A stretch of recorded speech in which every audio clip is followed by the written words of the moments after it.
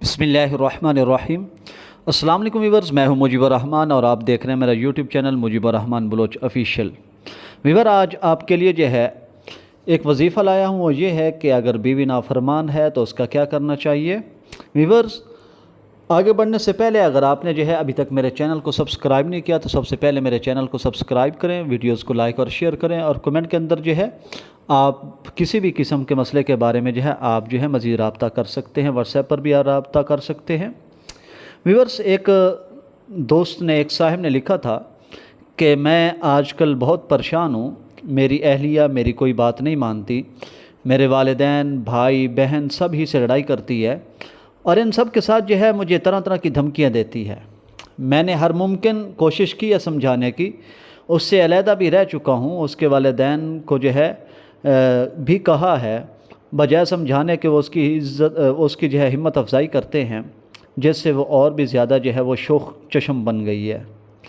آپ اس کے لیے کوئی دعا فرمائیں اور کوئی ایسی تدبیر بتائیں کہ میں اس مصیبت سے جو ہے سکون حاصل کر سکوں، نجات پا سکوں اس مصیبت پریشانی سے۔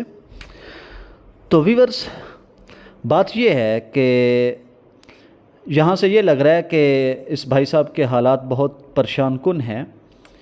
جو عادت لگ جاتی ہے اس کو چھوڑنا بہت مشکل ہے، صبر و تحمل کی ضرورت ہے۔ آپ کو جو ہے اس کو سمجھاتے رہنا چاہیے، اور اس کے اقوال و اعمال سے خوش نہیں ہیں آپ تو پھر بھی وہ باز نہیں آتی۔ اس کا گناہ آپ کے سر نہیں ہے، آپ نے بار بار اس کو سمجھایا ہے، اس کا گناہ آپ کے سر نہیں ہے۔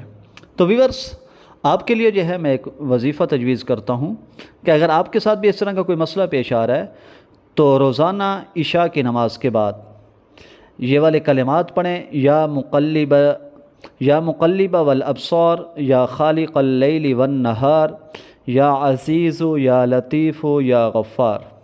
پھر سن لیجئے: یا مقلب والابصار، یا خالق اللیل والنہار، یا عزیز، یا لطیف، یا غفار۔ 200 مرتبہ جو ہے ان کلمات کو پڑھنا ہے، اول آخر 11 مرتبہ جو ہے درود شریف پڑھنا ہے، اور اس کے بعد جو ہے اللہ سے دعا کرنی ہے، تو اللہ تعالیٰ جو ہے آپ کی حالت کے اوپر جو ہے رحم فرمائے گا۔ مزید اچھی ویڈیوز کے لیے جو ہے چینل کو سبسکرائب ضرور کیجیے گا۔ شکریہ۔